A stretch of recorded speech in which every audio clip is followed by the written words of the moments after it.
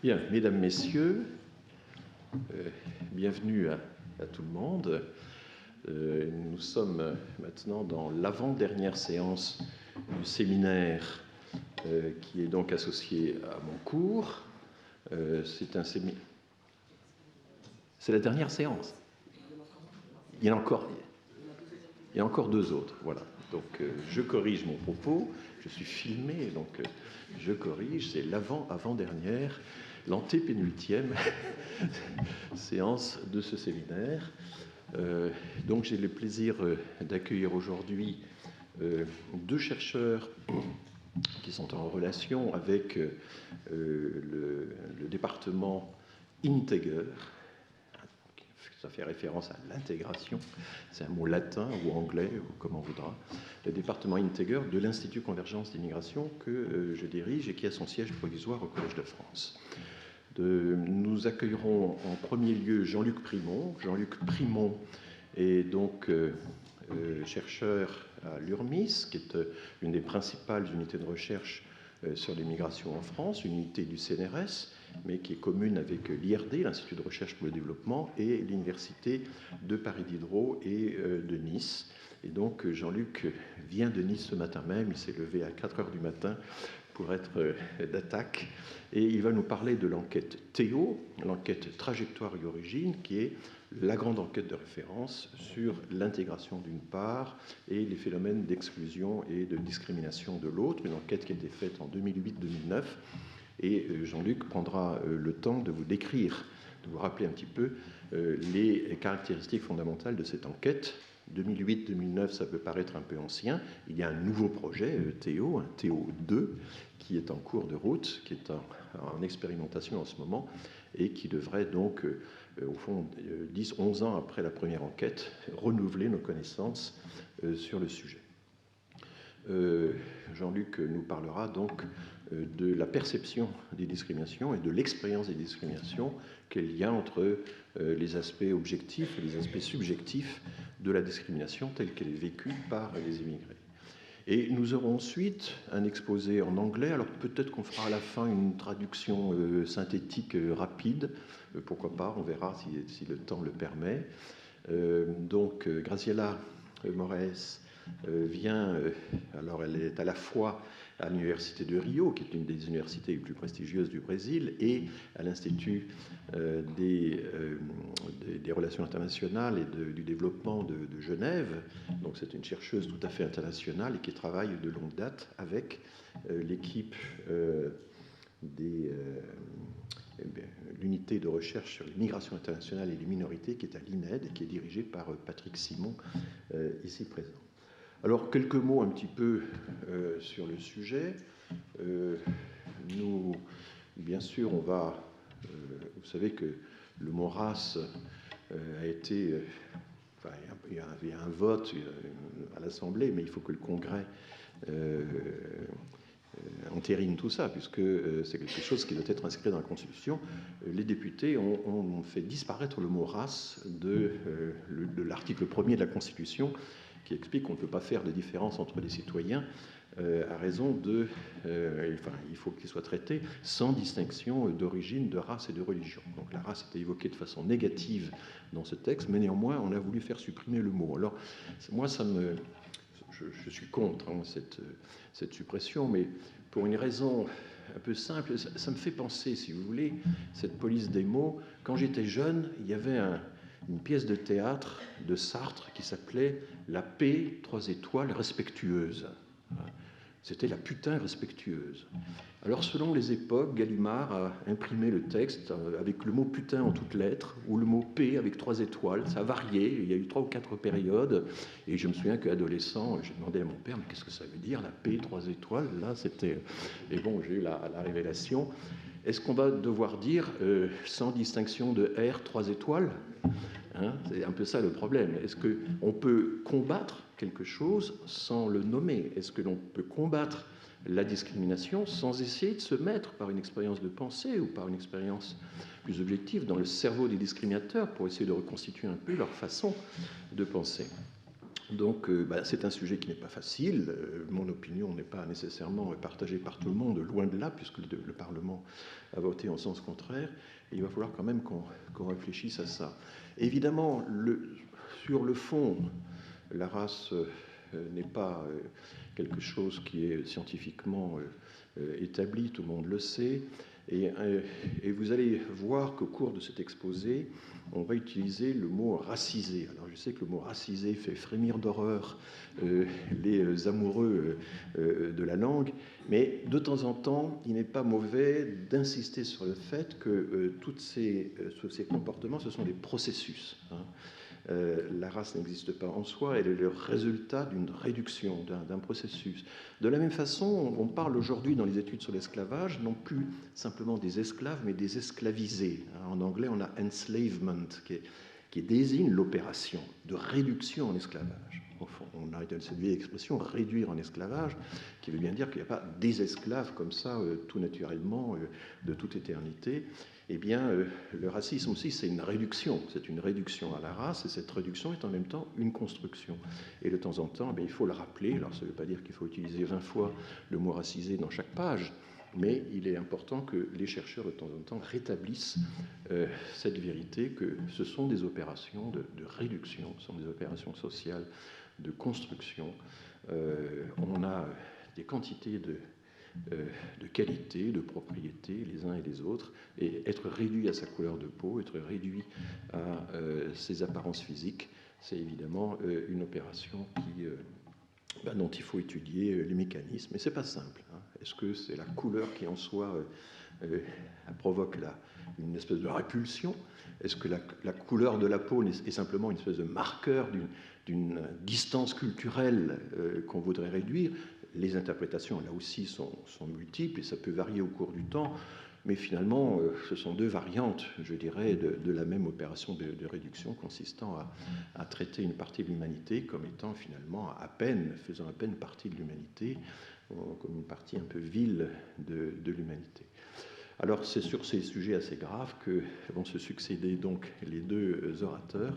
Et j'invite tout de suite Jean-Luc Primont à prendre la parole et à nous dire un petit peu ce que l'enquête Trajectoire et Origine nous dit de toutes ces questions.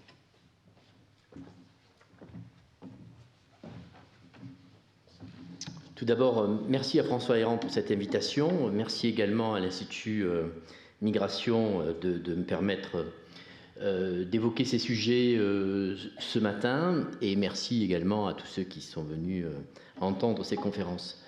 J'ai intitulé cette présentation l'autodéclaration des expériences de racisme et de discrimination des immigrés et descendants d'immigrés, les apports de l'enquête Trajectoire et Origine. On a déjà un petit peu dit ce qu'était l'enquête Trajectoire et Origine, je vais y revenir. Je veux tout d'abord préciser que c'est un travail en fait collectif que je vais présenter ce matin, et notamment un travail qui est conduit actuellement en commun avec Patrick Simon, qui est le responsable du département Integer.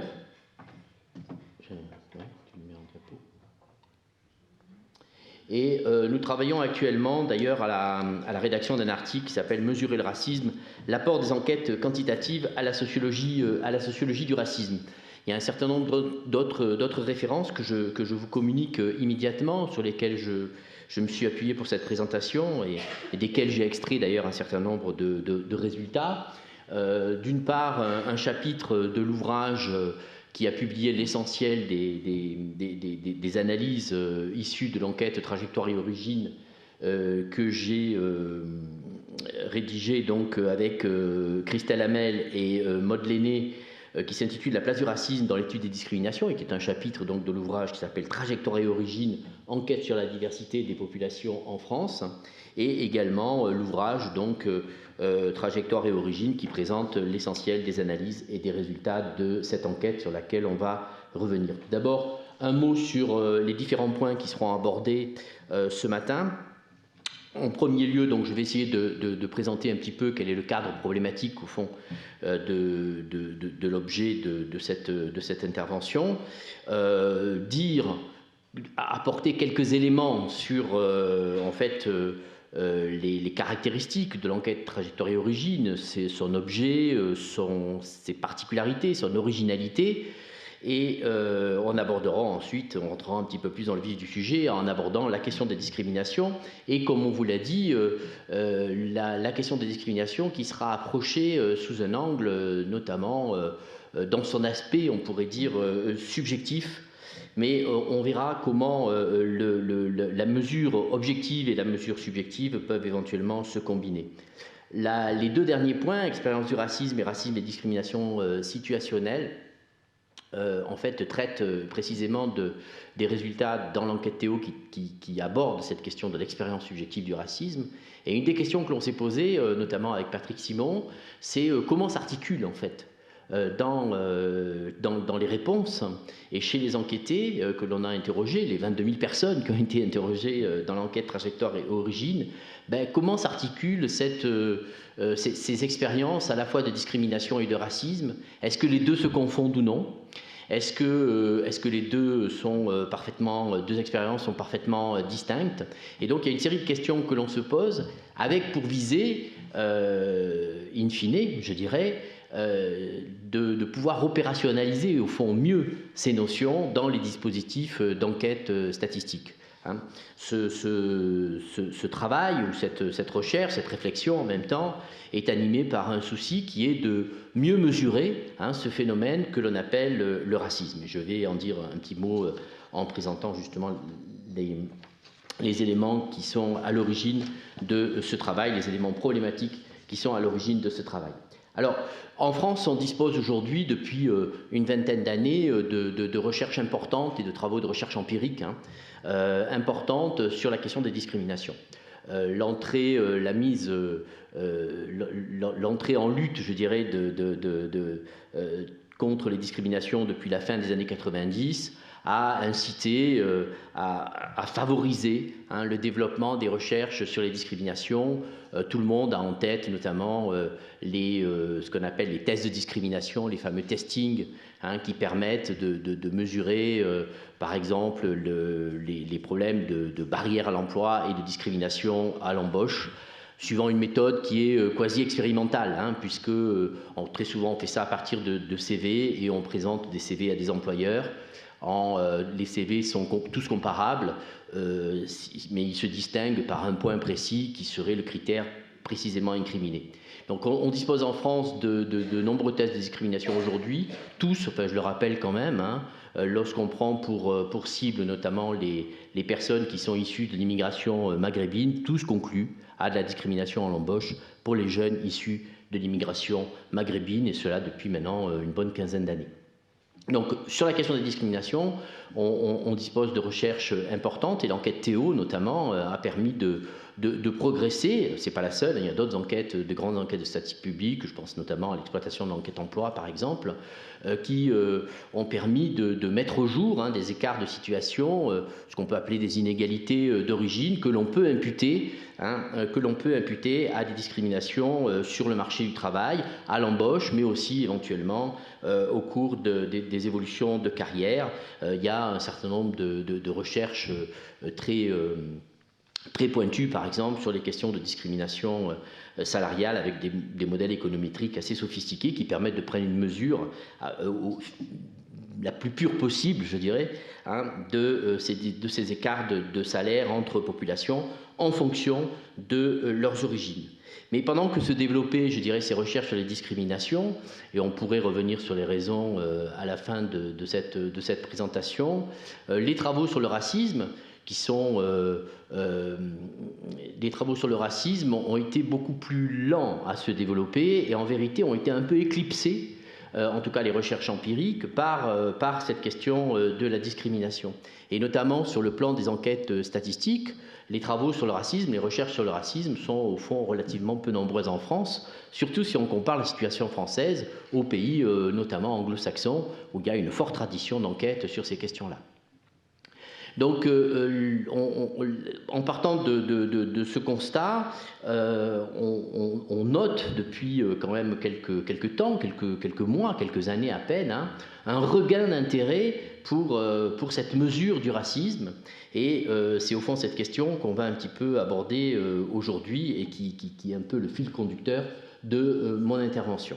Alors, les enquêtes, la recherche empirique sur le racisme, alors il y a de nombreux travaux en France et des travaux de très grande qualité sur l'histoire des idées, hein, notamment du racisme. Il y a une recherche historique qui est très vivante, je dirais, sur la question du racisme. En revanche, lorsqu'on regarde du côté des sciences sociales et qu'on se demande, on cherche les recherches empiriques, elles sont nettement plus restreintes, hein. Alors, il y a eu ces dernières années quand même un grand nombre de thèses sur le sujet, à peu près, je crois qu'on a comptabilisé entre 25 et 30 thèses en suivant les mots-clés qui ont porté sur ces sujets depuis la fin des années 90. Mais ces travaux sont d'abord des travaux plutôt qualitatifs, d'enquête de terrain, et qui analysent notamment les interactions. Il y a beaucoup de travaux, par exemple, sur ce qu'on appelle les relations au guichet, hein, dans des situations de travail ou dans des situations de la vie courante, où on va analyser de près notamment la mise en œuvre de formes de catégorisation et l'activation de préjugés, par exemple, dans les interrelations et dans les relations personnelles. En revanche, les enquêtes statistiques, à vocation statistique, je dirais, qui ont une visée quantitative. Les enquêtes qui ont une visée quantitative portent avant tout sur la mesure des opinions, des préjugés et des stéréotypes, et surtout les préjugés et les opinions. Et le meilleur exemple, je dirais, de ce type de dispositif, c'est le sondage annuel qui est commandé et soutenu par la CNCDH, hein, la Commission consultative nationale consultative sur les droits de l'homme. C'est un sondage qui existe depuis les années 90, à partir duquel d'ailleurs des chercheurs ont construit un indice synthétique qui s'appelle l'indice de tolérance, et qui a été largement publicisé, notamment par la presse et les médias, depuis un certain nombre d'années, et on peut suivre année après année l'évolution notamment, hein, des opinions des Français sur ces questions, et la plus ou moins grande tolérance des Français vis-à-vis de certaines catégories de population en France.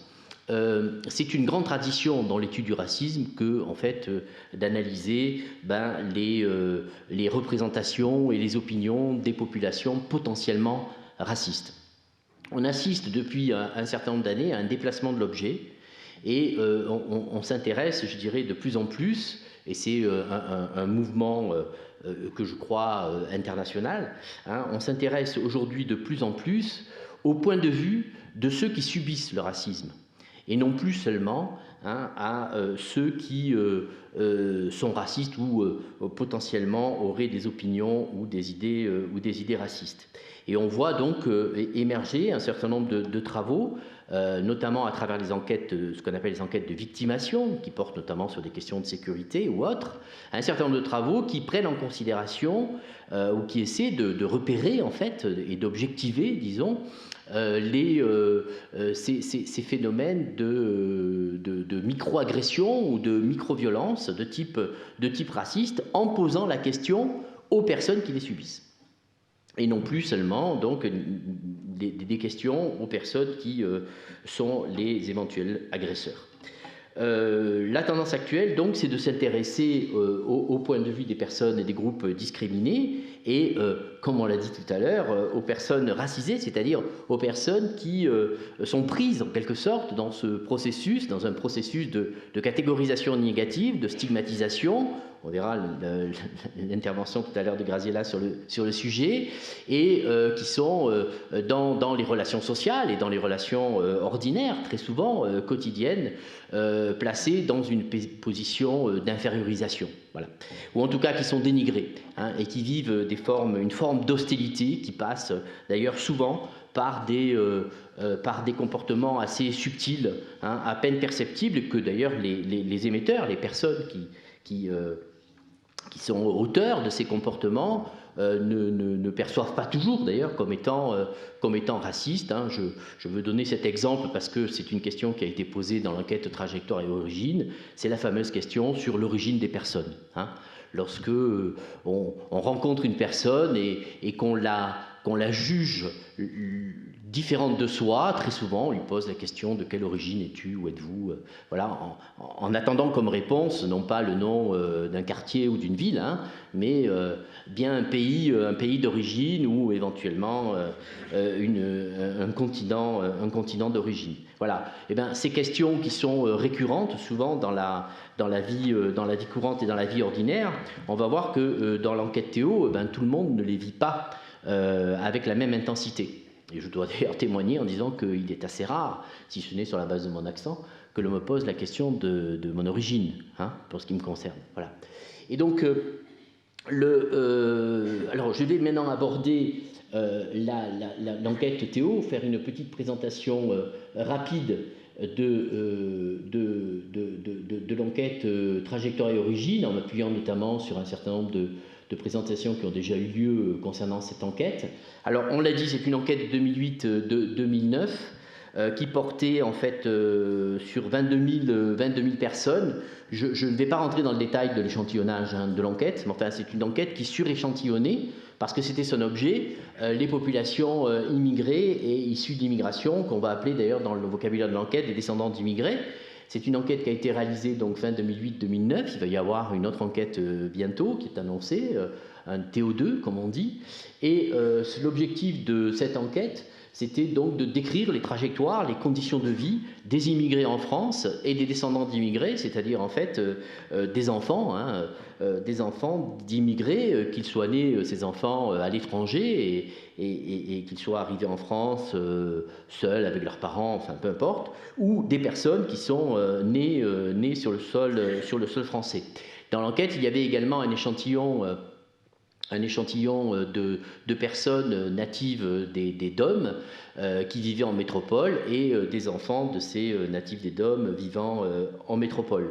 L'intérêt de l'enquête Théo, donc, parce que c'était son objectif, analyser les trajectoires notamment et les conditions de vie des populations immigrées et descendantes d'immigrés en France, c'est de pouvoir détailler, ce que peu d'enquêtes en vérité parviennent à faire, autant que peut le faire Théo, ou a pu le faire Théo, c'est de détailler notamment les origines géographiques des personnes. Voilà. Et donc on a pu conduire des analyses en essayant quand même d'appréhender les disparités, les différences entre différentes origines géographiques. On peut par exemple distinguer les personnes qui seraient originaires elles-mêmes ou par leurs parents d'Algérie, des personnes qui par leurs parents ou elles-mêmes seraient originaires par exemple des pays de l'Union européenne. Une particularité de l'enquête Théo, en plus de son objet, je dirais, de la population, c'est que dans le questionnaire, elle intègre à la fois, enfin il y a à la fois une visée de mesures objectives des écarts ou des inégalités entre les groupes de population, et en même temps, la dimension subjective est intégrée dans le questionnaire. Et de ce point de vue-là, je dirais, l'enquête Théo est une enquête particulière et originale parce qu'elle mêle en fait à la fois cette volonté d'objectivation statistique, hein, de mesures un peu dures des écarts et des inégalités entre les personnes ou entre les groupes, et en même temps elle prend en considération hein, l'aspect subjectif des choses, et notamment elle essaie de saisir, comme on peut le faire à travers ce type de formulaire, et on peut bien sûr discuter de l'intérêt de ce type d'approche, mais comme on peut le faire à travers de ce type de formulaire, elle essaie de saisir au fond l'expérience hein, subjective, individuelle ou personnelle des enquêtés. Alors, il y a 8500 personnes qui ont été interrogées, qui étaient classées considérées comme immigrées. Je vais donner tout à l'heure la définition d'immigré, mais enfin, c'est la définition conventionnelle. Hein, je pense qu'on l'a déjà abordé souvent dans ce séminaire. Ce sont des personnes qui sont nées étrangères, en étant étrangères à l'étranger. 8500 personnes, ça représente à peu près 10% de la population en 2008-2009 des 18-60 ans. Hein. Il y a également un échantillon donc, de 8200 personnes de descendants d'immigrés, à peu près 12% de la population des 18-50 ans en 2008. Ce sont des populations qui ont un poids à peu près comparable dans la population de la France métropolitaine. C'est une enquête qui ne porte que sur la France métropolitaine. Et puis ensuite, il y a donc les natifs des DOM et les descendants originaires des DOM, qui représentent 2% de la population lorsqu'on les réunit. Et enfin, il y a un groupe qui va servir de point de comparaison, qu'on a intitulé dans le vocabulaire de l'enquête, et c'est une terminologie qui, je crois, aujourd'hui est devenue relativement courante, qu'on a intitulé population majoritaire. Population majoritaire à la fois pour des raisons, je dirais, démographiques, parce qu'effectivement c'est la population la plus nombreuse parmi les composantes de la population française, mais aussi parce que dans la problématique de l'enquête Théo, il y a la volonté de prendre en considération les relations asymétriques qu'il pourrait y avoir entre les différents groupes, et cette population majoritaire, c'est-à-dire sans ascendance migratoire, cette population majoritaire, elle est aussi en position, on fait l'hypothèse en tout cas qu'elle est en position dominante, et elle va servir notamment dans les analyses de points de comparaison. Voilà, donc immigrés, descendants d'immigrés, population majoritaire, je les ai définis, je ne reviens pas là-dessus, si ce n'est pour dire que la population majoritaire, c'est 76% de la population qui vit en métropole, si on exclut les populations immigrées, descendants d'immigrés, natifs des DOM et descendants des originaires des DOM. Alors, dans l'enquête trajectoire et origine, il y a bien sûr eu toute une série d'analyses qui portent sur les inégalités, en fait, en fonction des origines, sur les écarts, ce qu'on peut appeler des écarts de situation, des écarts d'origine, et qu'on peut éventuellement imputer d'ailleurs à des discriminations à caractère ethnique ou racial, discrimination raciste, comme on voudra, dans différents domaines de la vie active. Donc ça, c'est une première approche. On analyse les écarts de situation. Je vais juste vous montrer un résultat parce que ce n'est pas le cœur de ma présentation. Et ensuite, il y a deux autres manières d'aborder la question des discriminations. C'est d'essayer de saisir les discriminations situationnelles et les discriminations auto-reportées. Les discriminations auto-reportées, j'en parlerai assez peu. Les discriminations situationnelles, je vais vous donner des exemples. En fait, dans le questionnaire, très concrètement, il y a des questions qui définissent des situations, comme dans l'emploi par exemple, et on demande aux personnes qui sont souvent des situations défavorisantes ou négatives, mais pas toujours, et on demande aux personnes si elles ont vécu en quelque sorte ces situations, et à leur avis pourquoi elles ont vécu ces situations. Alors j'ai un exemple que je peux vous donner et qui me passe par la tête. On pose la question, c'est d'ailleurs une question qui est inspirée des enquêtes sur le travail, notamment sur les risques psychosociaux au travail. Il y a une enquête sur le dénigrement du travail, par exemple. Est-ce que dans votre activité professionnelle, on dénigre régulièrement ce que vous faites? Voilà. Et puis il y a des gens qui disent oui. Et puis ensuite, on leur demande, à votre avis, pour quelles raisons? Voilà, et on leur suggère un certain nombre de raisons possibles, parmi lesquelles, d'ailleurs, leur origine, leur couleur, leur origine ou nationalité ou leur couleur. Et ils vont éventuellement répondre en disant que on dénigre leur travail parce que, par exemple, en raison de leur couleur. Voilà. Donc ça, ce sont ce qu'on appelle les discriminations situationnelles, qu'il faut un petit peu distinguer des discriminations auto-reportées. Alors, vous le comprenez bien, on fait appel à la subjectivité, bien sûr, des enquêtés et des répondants, mais qu'il faut distinguer des discriminations auto-reportées, qui sont des questions où on pose plus directement la question sur les discriminations aux personnes et qui arrivent plutôt en fin de questionnaire. Pour aborder la question des discriminations situationnelles, il faut savoir que dans l'enquête, le terme de discrimination, pour ces questions-là, le terme de discrimination n'est pas utilisé. On parle de traitement différencié, de traitement différent. Est-ce que vous en traitez différemment voilà, au regard dans telle situation? Alors, les écarts objectifs dans Théo, il y en a quand même beaucoup en fonction des origines, et j'allais dire malheureusement, c'est qu'on se rend compte que dans la société française, et dans différents domaines de la vie sociale, il y a bien des écarts qui sont imputables aux origines migratoires et qui ne sont pas solubles, je dirais, dans les qualifications, dans les niveaux de diplôme. C'est-à-dire que généralement dans les analyses, on tient compte de tous ces éléments. On fait ce qu'on appelle des analyses de régression, des modèles de régression multiples, à minima, où on va tenir compte d'un certain nombre de facteurs. Donc on a d'un côté ce qu'on appelle des écarts bruts, des inégalités, globale, si vous voulez. C'est ce qu'on voit ici, par exemple, sur le chômage. Vous avez, si on prend la gauche pour vous du graphique avec les différentes origines, vous voyez qu'il y a quand même des taux de chômage, c'est un indicateur de chômage, enfin c'est assez proche du taux de chômage quand même de l'INSEE. Vous voyez qu'on a quand même des taux de chômage très élevés pour les populations originaires d'Algérie, Maroc et Tunisie. On est là chez les descendants d'immigrés, on n'est pas dans la population immigrée, c'est-à-dire ceux qui sont nés en France d'un ou deux parents immigrés. On a des taux de chômage quand même qui sont très importants, avec par exemple 27% pour l'Afrique subsaharienne, et on peut comparer à la population majoritaire où le taux de chômage est de 8%. Vous voyez qu'on a quand même des écarts qui sont considérables. Ça, ce sont des écarts bruts. Et donc les analyses statistiques, à travers notamment les modèles de régression multiples, permettent de voir si ces écarts bruts sont essentiellement dus par exemple à des inégalités tout simplement de formation. Puisque là on a une vision très globale et très agrégée. Voilà. Et donc on va tenir compte effectivement des différences de niveau de formation et de toute une série d'éléments qui sont disponibles dans l'enquête, et on va pouvoir mesurer au fond ce qu'on appelle là des écarts nets. Alors il y a eu des regroupements de catégories, et les écarts nets se mesurent notamment à la population majoritaire, et on voit que par exemple pour le groupe qui se compose des descendants d'immigrés d'origine nord-africaine, Maroc et Tunisie et Algérie, l'écart net il est quand même de l'ordre de 5%, ce qui est quand même très important sur le niveau de chômage, et c'est un écart qui est imputable essentiellement à l'origine migratoire, et pas aux inégalités de formation qui elles sont déjà contrôlées. Voilà, c'est-à-dire que toute chose égale par ailleurs, comme on dit, il demeure un certain nombre de différences ou d'écarts en termes de chômage, inégalité de chômage. Ça, c'est l'approche qu'on peut dire objective, d'une certaine manière. C'est l'approche statistique assez classique qui fait référence à des variables plutôt factuelles.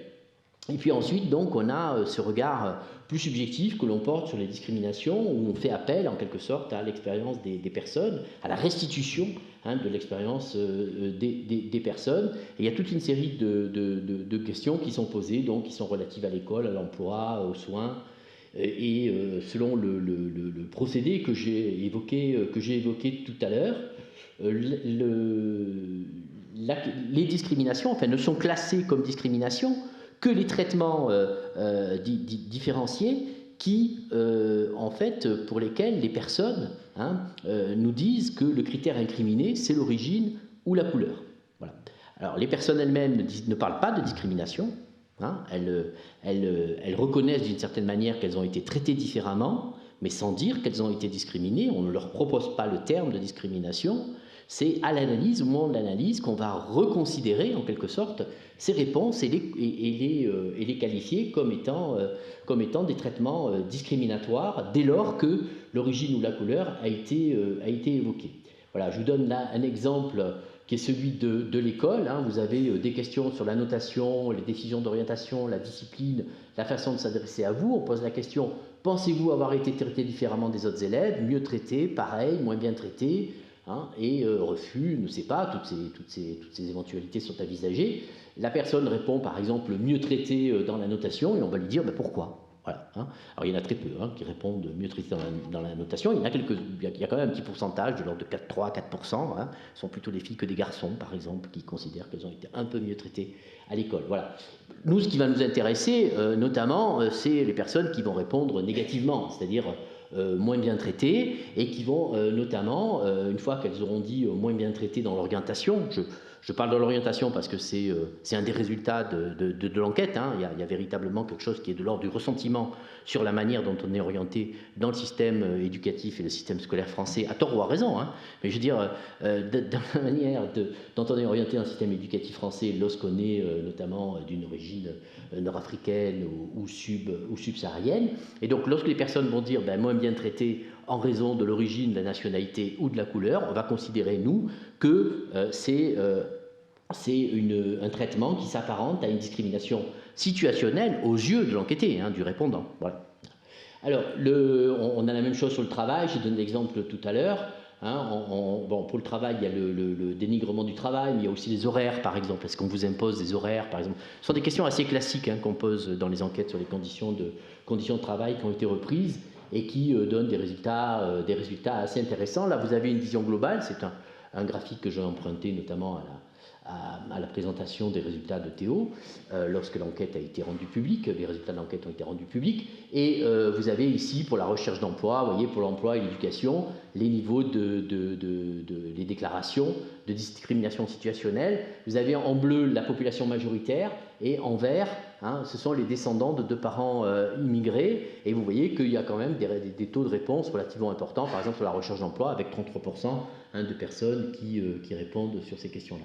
On va aborder maintenant un petit peu le vif du sujet, après avoir présenté donc l'originalité, je dirais, de l'enquête Théo. C'est justement la question de l'expérience du racisme. Théo avait cette particularité, je crois que c'est la première fois dans une enquête de ce type, enfin qui est une enquête au fond multithématique de la statistique publique, de poser une question sur le racisme.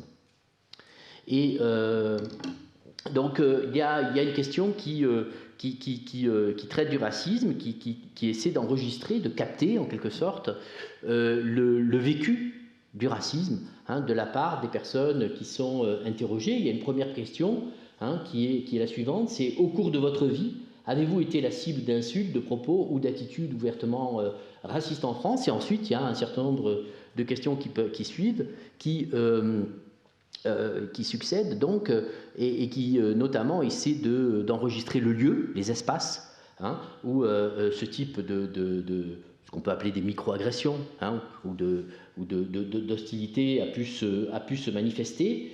Et il y a également la question des critères qui va être posée. Il y a une autre question assez intéressante. Une fois qu'on a posé la question sur avez-vous été au cours de votre vie, donc avez-vous fait l'objet d'insultes ou d'attitudes ouvertement racistes, le terme est prononcé, il est mentionné dans la question. Il y a une autre question assez intéressante, c'est pour les personnes qui auraient dit non. Les personnes qui disent non, je n'ai pas été la cible d'insultes ou d'injures racistes, et on leur demande si elles pensent qu'elles pourraient être exposées aux insultes ou aux injures. Voilà.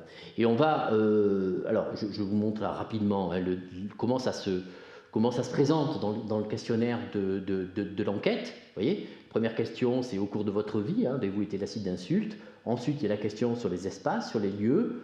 Pour les personnes, il y a un pas de temps. Et puis, il y a une question pour les personnes qui n'auraient pas été répondu oui, donc aux insultes et qui considèrent qu'elles n'ont pas été la cible directe d'attitudes, de comportements racistes. Il y a la question, pensez-vous que vous pourriez être victime du racisme en France, même si cela ne vous est jamais arrivé? Et on a la question des critères. Alors, parmi les critères, dans la question sur le racisme, il y a un critère un peu qui a été ajouté, qu'on ne trouve pas dans toute l'enquête trajectoire et origine, et c'est peut-être d'ailleurs une erreur de ne pas l'avoir mis systématiquement, c'est le critère de la religion. Voilà. Et l'intérêt notamment de cette question, c'est de voir apparaître ce critère religieux qui aujourd'hui semblerait à peu près évident s'il fallait concevoir ce type d'enquête, mais qui n'était visiblement pas encore en 2008-2009. Mais je crois que ce n'était pas la faute des concepteurs, c'est qu'il y a eu des freins, je dirais, pour poser ce type de questions. On a là donc les résultats à la question sur le racisme au cours de vie. Ce sont des pourcentages, c'est un tri très simple en fonction des origines. Vous avez les immigrés et les descendants, et vous pouvez voir que quand même, à la question sur le racisme en cours de vie, dans certaines populations, c'est une majorité, même s'il ne faut pas faire une lecture majoritaire des pourcentages, mais là quand même on va avoir recours à ce principe. Vous avez des groupes qui répondent majoritairement en fait à la question sur le racisme. Je dois dire que lorsqu'on a exploité l'enquête, on a quand même été, bien qu'étant averti, on a quand même été un peu surpris par le caractère, je dirais presque massif des réponses à ces questions. 58% lorsqu'on est descendant d'Afrique subsaharienne qui disent oui, au cours de la vie, j'ai fait l'objet de racisme. Bon, on se dit que c'est un phénomène qui est pas marginal. Enfin, c'est-à-dire que dès lors, alors bien sûr, c'est la manière dont les personnes le perçoivent. Enfin, on le restitue d'abord, le repère, on peut discuter, mais en tout cas, il y a quelque chose qui est de l'ordre d'un ressenti qui est là très fort.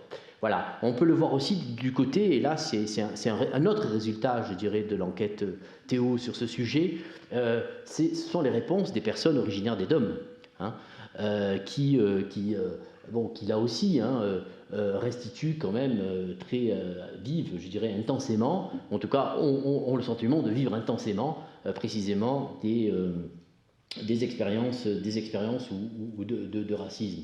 Voilà, avec 52% pour les descendants. Vous notez, dans ce graphique, on pourra y revenir si vous le souhaitez, que généralement les taux de déclaration des descendants sont plus élevés que pour les populations immigrées. On observe la même chose avec les discriminations situationnelles.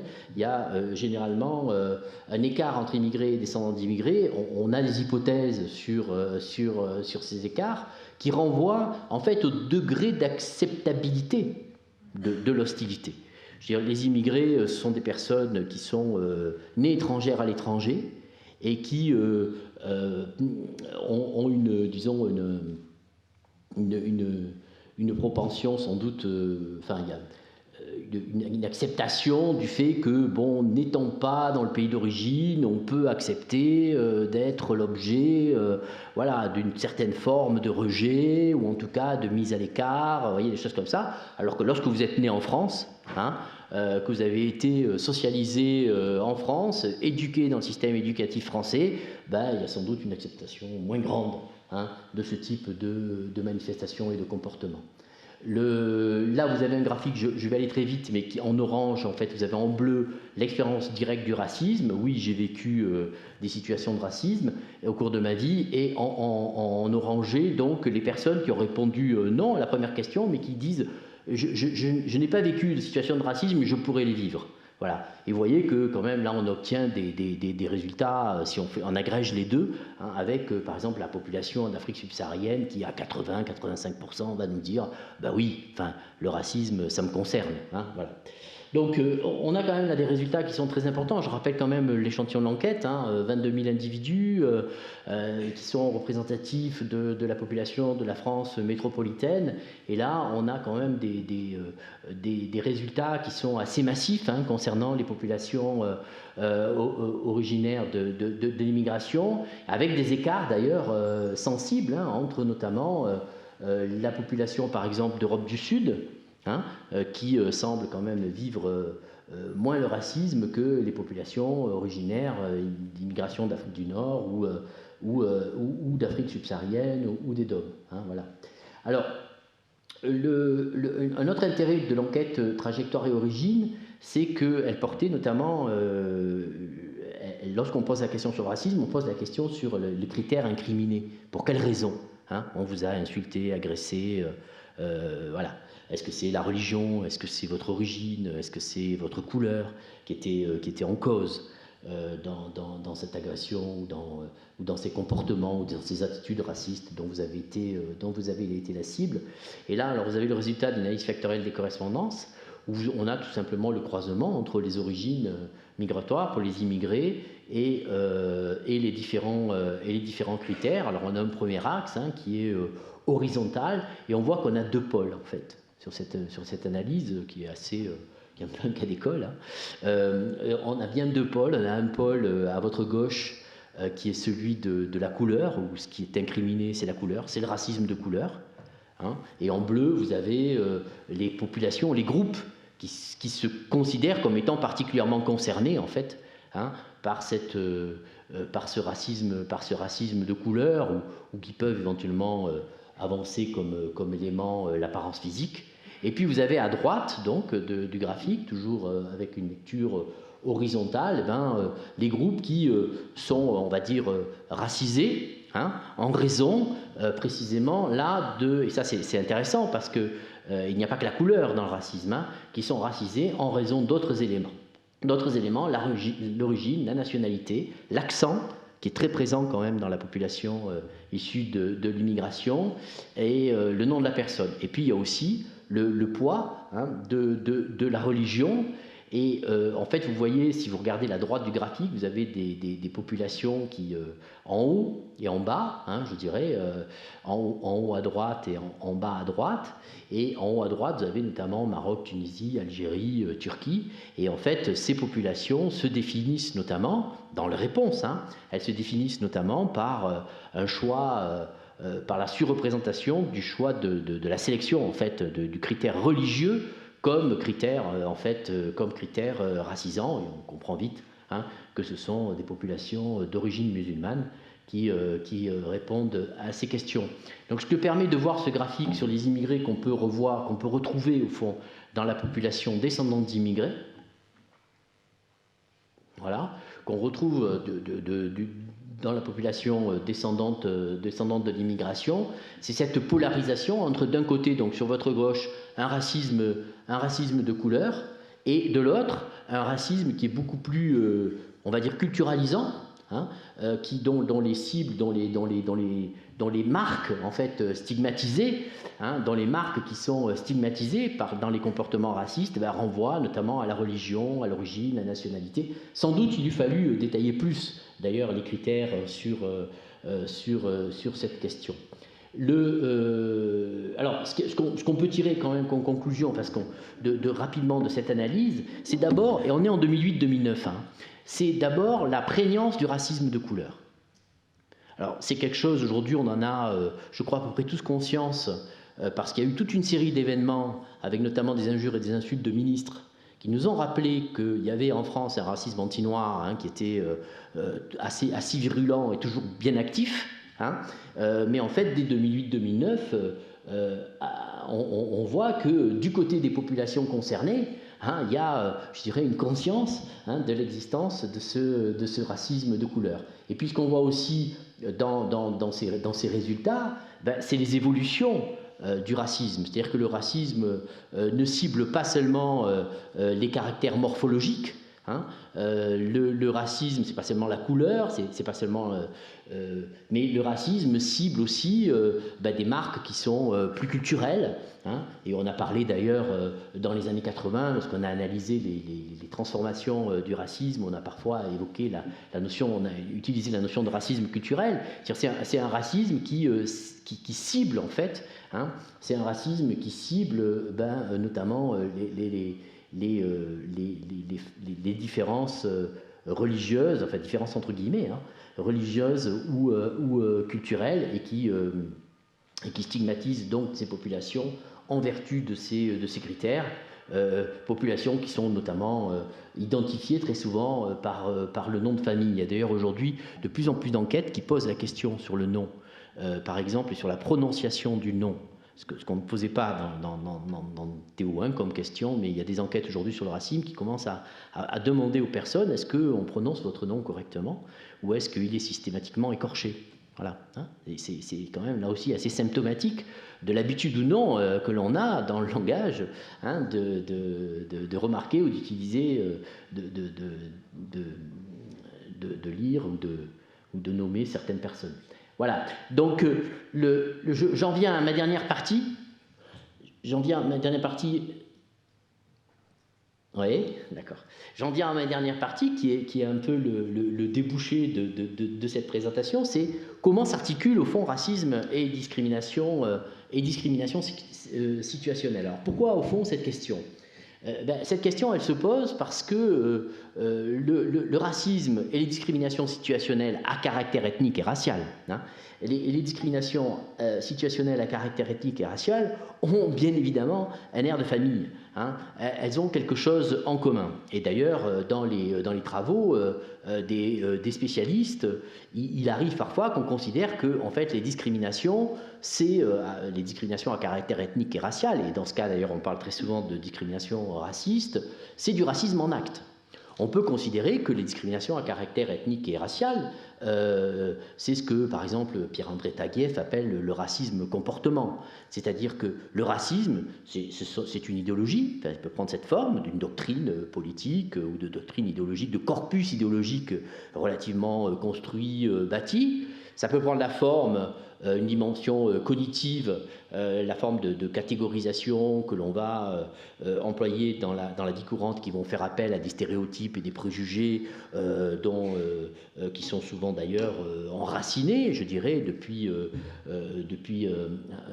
fort longtemps. Il y a là-dessus les travaux des historiens nous montrent comment ces stéréotypes ont pu se former et sont réactivés régulièrement. Et puis, il y a les pratiques racistes, et notamment, alors qui sont d'ordre très différent, mais qui consistent notamment, qui se matérialisent, enfin, ces préjugés, ces idéologies ou ces opinions, elles se matérialisent notamment par des phénomènes ou par des pratiques qui sont des formes de pratiques d'exclusion, si vous voulez, ou de rejet de l'autre ou d'autrui. Et les discriminations à caractère ethnique et racial en font partie. La discrimination, c'est une inégalité de traitement. C'est une inégalité de traitement, enfin on peut donner cette définition un peu basique, c'est une inégalité de traitement en vertu, notamment lorsqu'on parle de discrimination ethnique et raciale, au nom de critères au nom de marques ou de critères qui s'apparentent à des critères raciaux ou à des critères ethniques. Une inégalité de traitement, c'est avantager un groupe ou des personnes et en désavantager d'autres. C'est faire un choix, c'est faire une différence entre les groupes de population. Ce n'est pas les traiter à égalité, et ce n'est pas les traiter à égalité en vertu de critères donc, qui sont racisés ou qui ont à voir en tout cas avec la racisation. Donc les discriminations à caractère ethnique et racial, lorsque concrètement dans des situations de recrutement ou d'embauche, on préfère des personnes d'une origine plutôt que d'une autre, et en particulier lorsqu'on laisse de côté, comme on le voit dans tous les testings et les tests de situation, plutôt les personnes d'origine nord-africaine au détriment d'autres, par exemple, eh bien, on peut considérer que c'est une manifestation du racisme. Alors, le racisme, derrière, on comprend bien qu'il y a un enjeu, c'est bien la définition du racisme. Et c'est très difficile, au fond, de définir ce qu'est le racisme. C'est très difficile de donner une définition générale, synthétique du racisme. En France, la tendance, et d'ailleurs c'est inscrit dans la loi, notamment dans la loi Plévin de 1972, c'est de considérer le racisme comme, au fond, un phénomène de haine. Le racisme, c'est la haine des autres.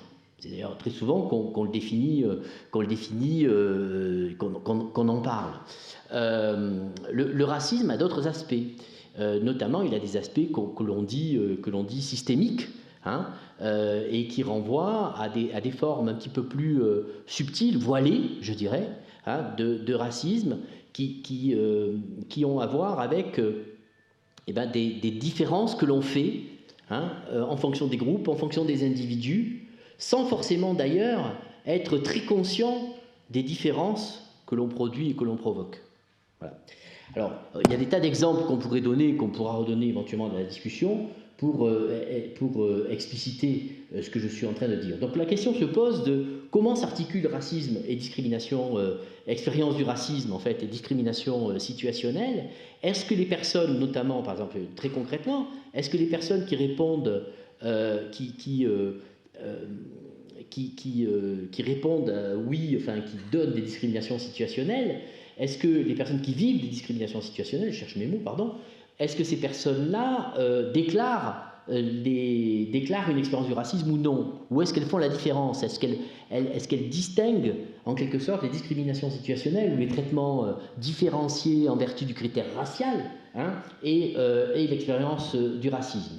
Alors, ce qu'on peut voir tout d'abord, on va regarder rapidement les immigrés et les descendants d'immigrés, c'est le parallélisme ou non des deux réponses, si vous voulez, des deux déclarations. En fait, on voit qu'il y a des groupes où, je dirais, le taux de déclaration, le pourcentage de déclaration sur l'expérience du racisme et sur les discriminations situationnelles dans l'ensemble de l'enquête, là c'est un compteur très général, les taux sont à peu près identiques. C'est l'exemple, par exemple, de l'Afrique subsaharienne que vous avez à l'extrême gauche du graphique, où on voit en orange, ce sont les discriminations situationnelles, en bleu, les expériences du racisme. Vous voyez qu'on a des niveaux à peu près équivalents. En revanche, il y a des groupes qui déclarent du racisme, mais très peu de discrimination situationnelle, qui ne se considèrent pas, enfin en tout cas qui n'avancent pas cette idée de traitement différentiel. C'est par exemple le cas de l'Asie du Sud-Est. Et puis il y a des groupes, notamment dans la population immigrée, où les discriminations, le niveau de discrimination est supérieur aux déclarations de racisme. Par exemple, les Turcs, plutôt à droite de votre graphique, avec 31% donc, de déclarations sur les discriminations situationnelles pour 24% sur le racisme. Du côté des descendants d'immigrés, donc vous voyez que dans la population immigrée, les configurations en fonction des groupes sont assez contrastées. Il y a une variété qu'il faut prendre en considération aussi dans l'analyse. Hein. C'est que ces phénomènes-là ne sont pas homogènes. Et lorsqu'on regarde les descendants d'immigrés, alors là, il y a quand même quelque chose de commun à tous les groupes, c'est que le niveau de déclaration de racisme est supérieur au niveau de déclaration des discriminations situationnelles. Mais là, c'est la concomitance qu'on a entre les deux phénomènes. Ce qui nous intéresse, nous, c'est au fond la concordance ou la discordance dans les déclarations entre racisme et discrimination, et pour les raisons que j'ai évoquées tout à l'heure.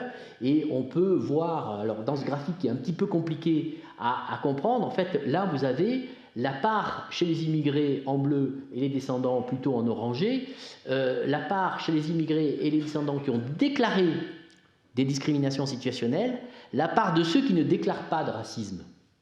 C'est-à-dire que je considère avoir été traité différemment à l'école au moment de l'orientation en raison de ma race, mais je ne dis rien sur le fait d'avoir été la cible d'attitudes racistes. Voilà, je m'abstiens sur la question de l'attitude raciste. Et on a là, donc, vous voyez qu'on a là donc une analyse, au fond, des discordances entre les deux phénomènes, ou les deux questions. Discordance qui est dans les têtes, d'une certaine manière. Hein. Enfin, je veux dire, c'est la manière dont les gens répondent. On voit que la discordance est beaucoup plus forte chez les immigrés que chez les descendants d'immigrés. Ça, c'est la première chose.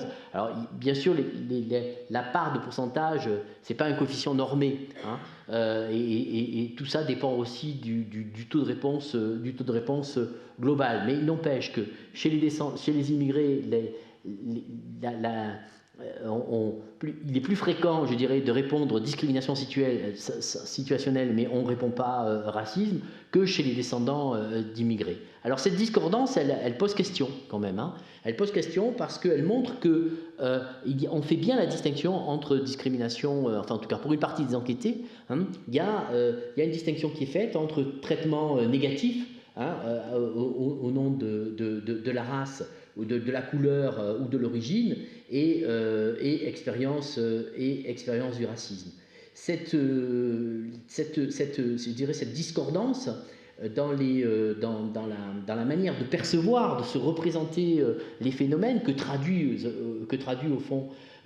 les résultats de l'enquête Théo, ont des répercussions sur la manière dont on peut envisager, et c'est l'objectif final de cette étude, la manière dont on peut envisager les enquêtes sur le racisme en France et une mesure du racisme qui prenne en considération notamment la dimension subjective du racisme, l'expérience du racisme. La question très concrètement, c'est comment poser les questions, quelles questions poser. Ce qu'on voit déjà à travers l'enquête Théo, c'est que les enquêtés, les répondants, ont une faculté ont une tendance à mieux identifier le racisme que les discriminations. Il y a entre discrimination et racisme un écart d'interprétation. Alors, comment expliquer cet écart d'interprétation entre phénomènes racistes et discrimination à caractère ethnique et racial? La première chose, c'est un petit peu la raison que j'évoquais tout à l'heure. Ce sont des hypothèses. Hein. C'est sans doute que le racisme s'identifie d'abord à l'agression, à l'hostilité. Hein. Le racisme, c'est d'abord l'hostilité. Et le racisme, c'est explicite.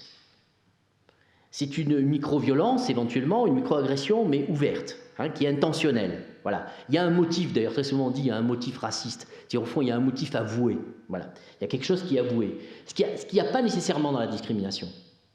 Hein. La discrimination, les gens racontent, par exemple, quand vous faites des entretiens, ils vous racontent les discriminations à l'embauche. Lorsqu'on leur pose la question, est-ce qu'au moment de l'entretien de recrutement, on vous a posé des questions qui étaient sans rapport avec l'emploi que vous alliez occuper? Et là, il y a des témoignages en disant, ben oui, on m'a posé des questions sur mon quartier, sur ma famille, qui n'avait pas grand-chose à voir avec l'emploi que j'allais occuper. Voilà. Donc, première hypothèse, c'est que le racisme est d'abord assimilé, je dirais, à des micro-agressions, à des formes d'hostilité et à une forme avouée ou explicite. L'autre chose, c'est l'échelle de gravité. Très certainement, et là-dessus il faudrait d'ailleurs avoir des outils pour un peu mesurer ces choses-là, le racisme est compris, hein, est envisagé comme étant plus grave au fond que la discrimination. Parce que précisément c'est une manifestation c'est une agression, une manifestation d'hostilité ou de violence. Et enfin il y a un troisième point, et qui là interpelle, je dirais, la conception des enquêtes, et notamment des enquêtes statistiques, c'est la question de la conscientisation. C'est que les gens répondent au traitement différencié comme à la question du racisme, que s'ils ont identifié, au fond, les situations comme pouvant être qualifiées, hein, de traitement différencié ou de racisme. Et donc, il y a en arrière-plan tout le travail et toute la recherche, ce qu'on appelle aussi la subjectivation, au fond, des discriminations et notamment du racisme. Et je dirais que sur ces questions-là, les recherches qualitatives sont très précieuses. Hein, ouais, je termine. Les recherches qualitatives sont très précieuses et peuvent nous aider à formuler donc de nouvelles questions et envisager, enrichir les questionnaires donc, pour mesurer le racisme. Et je vous remercie.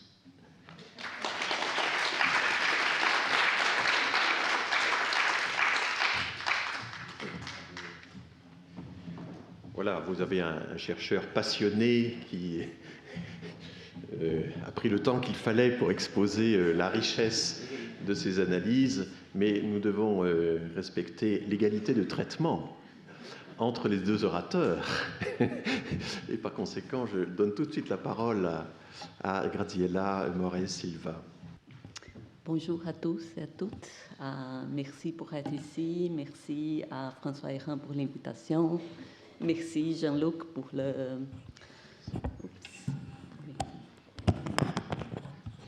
J'espère que vous pouvez me voir. Je suis sinon je serai ici. Mais merci Jean-Luc, je crois que ça va être une bonne liaison. Donc, parce que je vais commencer avec les enquêtes quantitatives, mais je vais surtout parler sur les entretiens. Mais je commence pour m'excuser de ne pas m'exprimer en français. Comme vous voulez, mon français, c'est encore dur pour faire une présentation de 40 minutes. So I will spare you from my bad French. I will just turn to English. So today I'm talking, I think, in the spirit of the seminar series on racism, and especially how do we respond to racism, or different types of racism, I would say. So I will take you to Brazil with some comparative elements to the US in particular.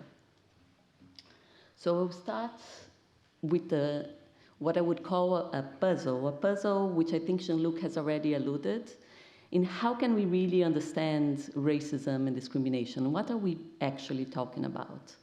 So I think for a long time there was this idea, there's no consensus on what are we looking at.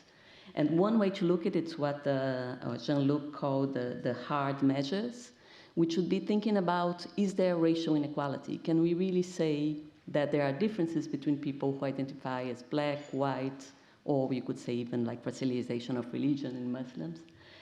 And in the case of Brazil and a few other countries, especially Brazil, US, and South Africa, we have actually statistics, and we have collected data on racial identification for most of the 20th century.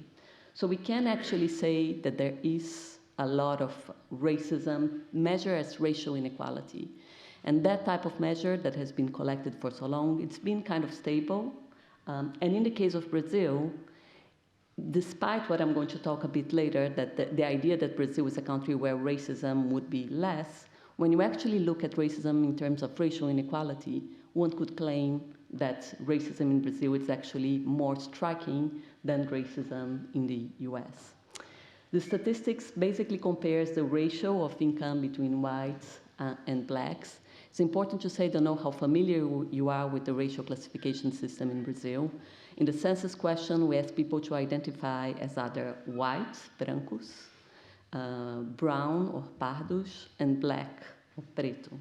And the most common measure that's been used historically in Brazil is to put together people who identify as pardos, browns, and blacks, pretos, as one and identify them as Black Brazilians or negros, as the political category would claim it. So this is one portrayal of Brazil as a country that is extremely racially unequal.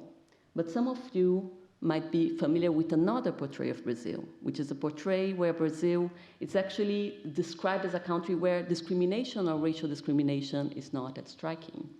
And we can find resonance in that when we look at the type of survey research that Jean-Luc was alluding to. In fact, when we ask Black Brazilians in national surveys if they've ever been discriminated against in any realm of their lives, only 20% of those who identify as Black and brown claim to have been discriminated against. And I put there in contrast to African Americans in the US, where nearly 80% of African Americans claim to have been discriminated against. So this really creates a puzzle, and a puzzle that has really divided the country in many ways. So a lot of people have claimed that we should not think so much about racism and race in Brazil because it's not perceived as a problem. The problem would be overall a problem of inequalities, and inequalities that should be fought against in terms of language of class and other things.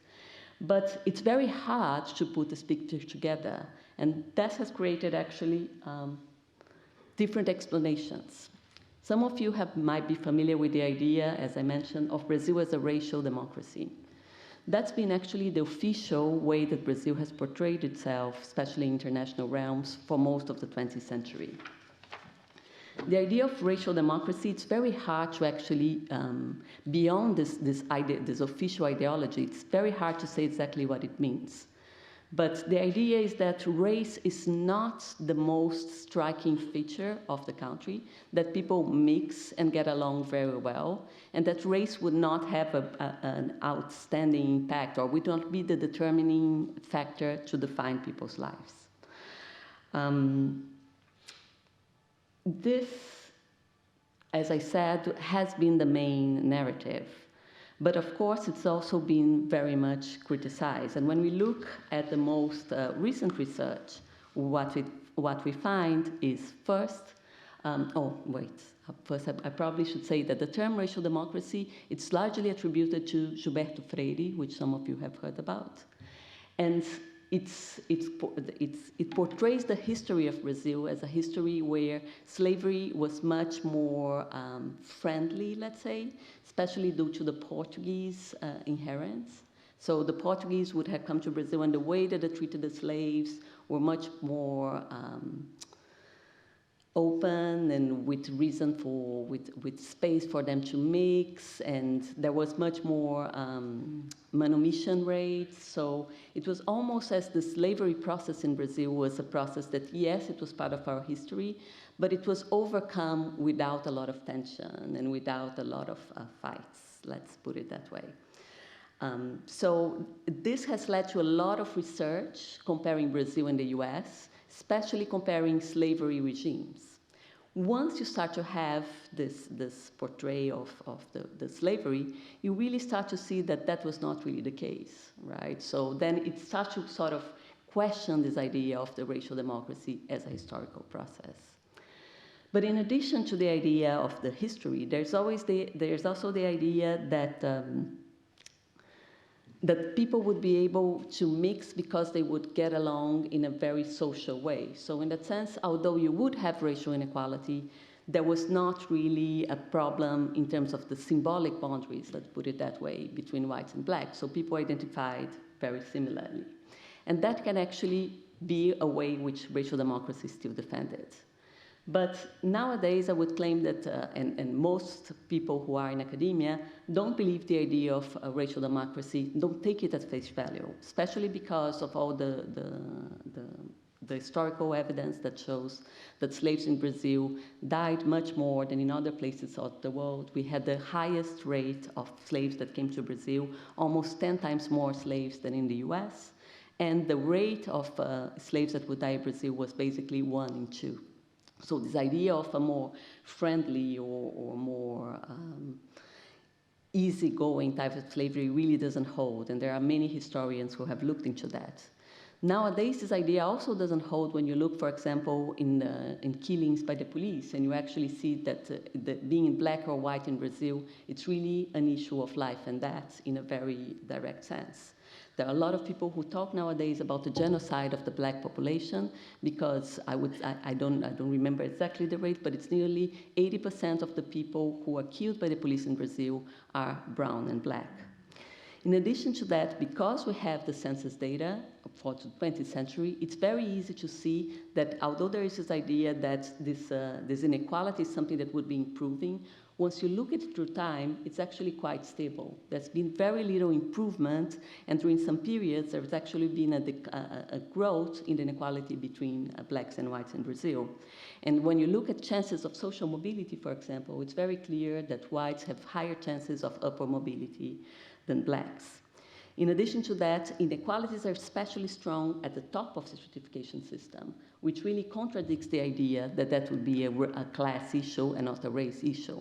So when you look, for example, at people who have higher education, the income differences at that top, it's actually much higher than on the bottom. So usually people who have a higher education would even get like 3 times, the whites gain 3 times more than blacks with higher education. So that really contradicts this discourse that it's all about class in Brazil and not about race. But of course, maybe due to this type of discourse, more and more racial democracy started to be defined as the myth of racial democracy.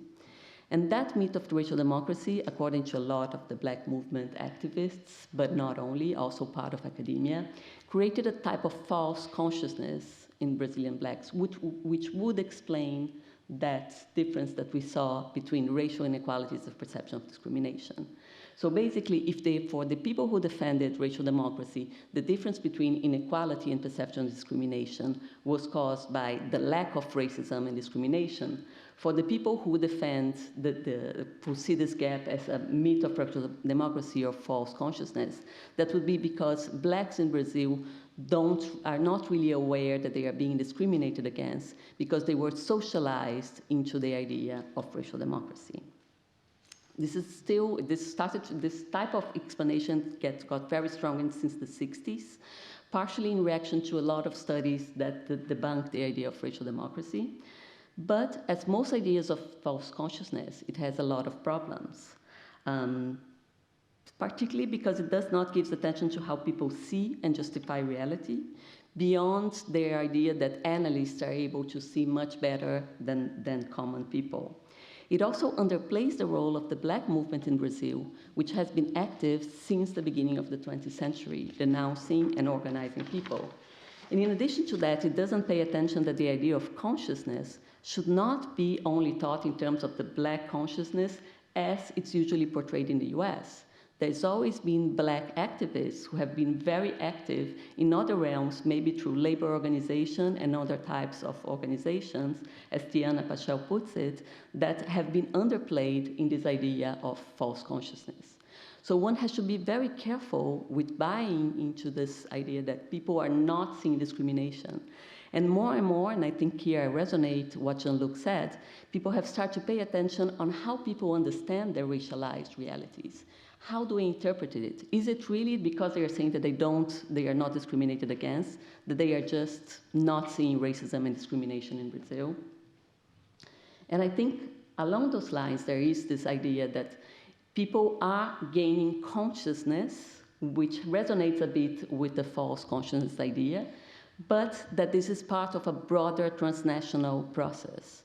More and more, the language of racism, the language of discrimination is being made available in situations and in a country where that was not available yet. So this has been creating a change, and there's a lot of people who believe nowadays, a lot of scholars, that the awareness of discrimination is a consequence of this transnational process, which I think also resonates with some of the results of Jean-Luc, and might be one of the reasons why the descendants of immigrants also might be able to express themselves much more often in the language of racism and discrimination, something that their parents didn't have available to them. We have to think about technologies and everything. But I think all these explanations, and especially the last one, really put pushes us to look at how people are interpreting and how people actually understand racism.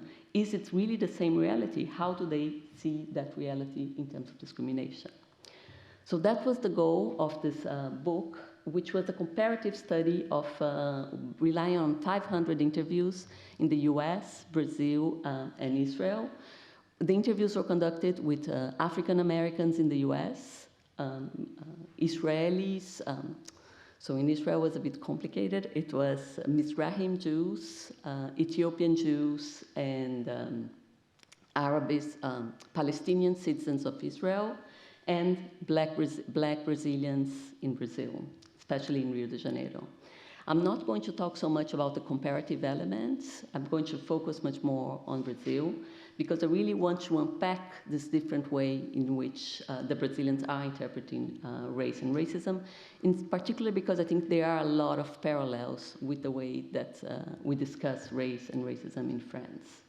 So the interviews were conducted, again, with people who identified as pretos and pardos in Rio de Janeiro, and we divided the interviews in two groups of 80 people who we call working class, which would be a precarious middle class, so people who have high school degrees and formal jobs, and what some people would call upper middle class or middle class, depending on how you define it, but people who have BA degrees and are largely in professional jobs.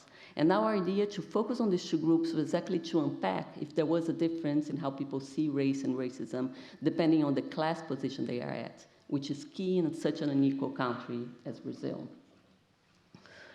The idea, again, was to unpack how racism is experienced. So beyond simply asking them, have you ever experienced discrimination? Do you think Brazil is a racist country? It was really to understand, how do they see racism? Do they see it as a problem? Why do they see it as a problem? And one important aspect of this research is to really try to understand, how do they see racism should be addressed? Both at the individual level, how do they think they should address racism, how they have reacted to racist situations, but also how do they think the state more broadly should address racism, which is something that we claim in the book has not been looked so closely. We talk a lot about, is there racism, is there not racism, but we talk much less about how people who are being directly affected by discrimination and racism think it should be dealt with. So that was an opportunity and an important contribution that we hope we made. It's important to say, and here I'm really differentiating myself from Jean-Luc, that I'm relying on in-depth interviews, so I know that I cannot make claims about statistical significance and things like this. But we are interested in the way that people, the cultural repertoire, so the way that people create those narratives, because we really think it's important to understand how people justify and understand their social reality in order to really address this as social issues. So in a way, we are not trying to answer here, is there racism in Brazil, is there not racism in Brazil, is racism worse or better than in the US? What we are trying to understand is how the racism in Brazil is experienced in a different way than the racism in the US, in Israel, or in France. So we'll start with some of the results. One of the first questions that we are interested in is, do they see Brazil as a racial democracy? Is there still the possibility that those people we were interviewing were understanding Brazil as a racial democracy? And of course, this is not an easy answer. Racial democracy, in many ways, is a jargon or a term that belongs much more to academia than to common people. But what is clear is that when we ask people if there was racism in Brazil, nearly everyone agrees that there is. And that's not really big news, because we know from other surveys in Brazil that when you ask people in Brazil, do you think Brazil is a racist country, 99% of the people claim that Brazil is a racist country. But when you ask people, do you think you are racist, only 1% of the people say that they are racist. So either this 1% is discriminating against everyone, or there's something really weird going on. So in a way, this resonates in our data. There is this perception that there is racism, there is racial inequality, and there is discrimination in Brazil. But we also try to address this question by asking them, how do you think the racism in Brazil compares to other countries, in particular South Africa and the United States, which are the most common reference points to discuss race and racism in Brazil? And here the responses were actually very interesting. Again, they were very divided. I'm not trying to say that the majority thinks about this or that, but I'm trying to understand why and how they would see those differences. So in the case of the US and South Africa, those who thought that Brazil was a better country than the US and South Africa would claim that at least here we mixture. So the idea of racial mixture is a way in which the idea of racial democracy more broadly, it's still very much salient in the minds of those black interviewees. They really believe that mixture is a way to solve racism and discrimination, and they think that it should be valued. They are very much scared of the types of policies, I'm going to discuss this a bit later, that would separate people and really put them in boxes that are completely different. On the other hand, they were also very much critical of the idea of, and thought that in many ways racism in Brazil was worse than the US and South Africa. And they would claim that one of the reasons why that was so is because the fact that race and racism were not discussed openly really made it very hard for them to point it out. While in countries like South Africa and the US, they claim, and quite a number of interviewees claim that the fact that the racism was so blatant was what allowed blacks to organize, and in the case of the US and South Africa, at that point of the interviews, have Obama as the president, and in the case of South Africa, the power of ANC and all that. So there was a kind of a mixed type of box there. So on one hand, they really valued certain aspects of Brazilian race relations, but on the other hand, they were very clear that there were particular problems with the type of racism that we experience in Brazil. So in nearly all the interviews, terms such as subtle, masked, and veiled racism emerged, and people repeated them over and over as something that was very hard to say. They would claim in the interviews, I see it, I know there is racism, but it's very hard to make it open, which really shapes the way I'm going to discuss next, how they respond to it. Did they report discrimination? And then it's one interesting thing that we tried to do in the Brazilian interview, although because it was a comparative project, we relied on the same interview schedule across the 3 places. In the Brazilian interviews, we decided to actually change the interview schedule a bit and not tell, in a way, I asked permission for the human subject at Harvard to do that, but we didn't tell them that this was an interview about race and racism. We told them that it was an interview about trajectories of social mobility. And in a way, we were lying to them, between quotes. At the end of the interview, we actually told them what the interview was about. But in the beginning, we wanted to see if race would appear spontaneously. How salient was race when they were talking about their own lives? And in a way, we were trying to avoid a big debate in Brazil that is the category of race and racism is being imposed by researchers into the people who we are talking to and interviewing. And the way that we did the transition is that halfway through the interview, we would ask people, have you ever been treated unfairly? Which really resonates with the type of questions Jean-Luc was saying. And if they didn't mention race, then we would ask, do you think this had anything to do with your skin color or your race? The interesting part is that it's true that in a lot of the interviews, race did not come up spontaneously up to the point of unfairness. So it's almost like race was not the main repertoire that they had to tell us about their experience at school, at the universities, at work. But once we asked them, do you feel you have ever been treated unfairly? That's where race would really come up and become a very strong repertoire that they would mobilize to discuss those experiences. On the other hand, they would really conflate and use the language of race, but also the language of class. A very common way that they would describe it is that because I'm black, I'm treated as if I'm poor. So that was one of the most common ways in which the experience of racism would be. Because people see me as black, they just assume that I have no education, that I might be someone who is stealing something, but it's really this link. It's more actually the low middle class. It appeared a lot in experiences of consumption, in access to high middle class types of things. And that really illustrates something that it's very particular maybe about Brazil, but sadly with the growth of inequality all over the world, I think everywhere, a kind of naturalization that class status or poverty really denies access to certain rights. So a lot of those interviewees, basically what they were claiming is, I have social mobility, I have studied, but I'm not gaining the benefits of having had that social mobility because I'm Black. So in a way, it's kind of a mixed type of narrative, because on one hand, you naturalize class stratification, and you really claim that the problem is that once you move up, you're not gaining the benefits that you should be because you're Black. And in the book, we also make this interesting distinction between stigmatization and discrimination. And what we found is that oftentimes when we ask them, have you ever been discriminated against? A lot of them, resonating the survey research, would say no. And that's because they understand discrimination as a point of their lives in which they were denied access to certain spaces or denied access to certain types of resources.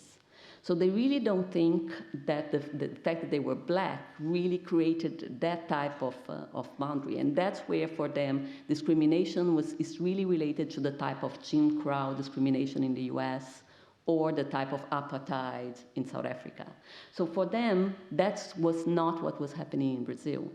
But they were very often claim experiences of what we call stigmatization, or in the book we also call it assault on worth, which is situations in which it's not clear the consequence of that experience in denying them resources of access or social mobility, but it was clear to them that they were being treated unfairly, and that would have consequences, for example, for their self-esteem and other things. But they really differentiated this idea of discrimination and stigmatization in their narratives. So we have a lot of reports of doctors being treated as nurses, people who are in intermarriage couples, who have a lighter skinned daughter or son, who are assumed to be the nanny of the son. We have a director of a big company in Brazil who is Black, who would arrive into meetings with other people, and people would assume that he was the IT guy. Those experiences were really happened a lot in the interviews. But oftentimes when we probe them on, so do you think that was discrimination? They would say, well, at the end it was a misunderstanding. It's very annoying, it's very uncomfortable, but it didn't really bring the type of consequence of being denied resource. And a lot of the people, of course, who were upper middle class would claim, I would still get the professional job, I still was able to do it. But there was a very important distinction that emerged that kind of explained why they are not saying that they are discriminated against. And then I'll go to the point of responding. How do they understand this idea, the responses, and how, given the way that they understand racism and discrimination, they think they would respond? And when we ask them in a blatant way, how do you think or when they were telling us those experiences, oftentimes they would say, of course I confront it. And this you have to understand it a bit as in a social psychology type of way. Because of course, if you feel you're being treated unfairly and you say, I didn't confront, that is a very uncomfortable situation to be in. So oftentimes when we ask them, how did you react? Or how do you think you should react? Most people say, I confronted. So there is a very good example from this one of the doctors that we interviewed who said that one day he was in this in a meeting or treating a patient with other colleagues, and someone turned to him and used a very Brazilian expression, which is, you're a Black man with a white soul. And he immediately reacted saying, well, I don't think souls have color, and if my souls had color, I would want mine to be Black. And when I asked him, but didn't you really confront them? Didn't you say that's a racist expression? And his reply was very, for me, very illuminating of the way that he understands confrontation, and that a lot of the interviewees understood confrontation, which is, You cannot react in a violent way because you create difference, you create distance, you create this very, you create division, mostly. You have to react in a way that it educates the people, that the white people especially can understand what racism is about. So for me, it was interesting that the confrontation, even when confronting, still had this idea of cordiality that a lot of the Brazilian social relations are based on. So there was this idea of educating the racist, which is very much puts the responsibility of reacting to racism and responsibility of addressing racism into the people who's being discriminated, because they are the ones who are supposed to educate the whites. But because a lot, as I mentioned earlier, a lot of the experiences with racism and discrimination were experiences where race and racism was not said openly, oftentimes people would tell us experiences where it was very hard to react to racism because if you call out something racist when race was not said or directly mentioned, you would be the one accused of racism. So bringing up race in a context where race is not said can create almost a backlash of you being accused of being paranoid and seeing race and racism everywhere. So there is this very nice, sad, but I thought that the reaction was very good of the woman who I'm going to tell you, which is she was a research on nuclear physics. And she lived in Copacabana. I don't know how many of you have been to Brazil, but it's a very upper middle class neighborhood, the most touristic probably neighborhood in Brazil. And she was coming back from the supermarket. She was actually going to have a dinner party at her house. She was with bags, walking home. And as she's walking on the street in Nossa Senhora de Copacabana, two old white ladies stop her to ask if she's looking for a job because they really need an aide. And she said that she was shocked, and a lot of people said that, well, one of the hardest things about racism, it's like being robbed. You never know when it's going to happen to you. It's something that really gets you off guard. So she puts her bags down, and of course she's very mad, but she says, I cannot yell. Again, this idea of management of the self. If I become the angry black woman, then I will be accused of being racist. How do I actually react to that? And she puts it down and said, well, how much do you pay?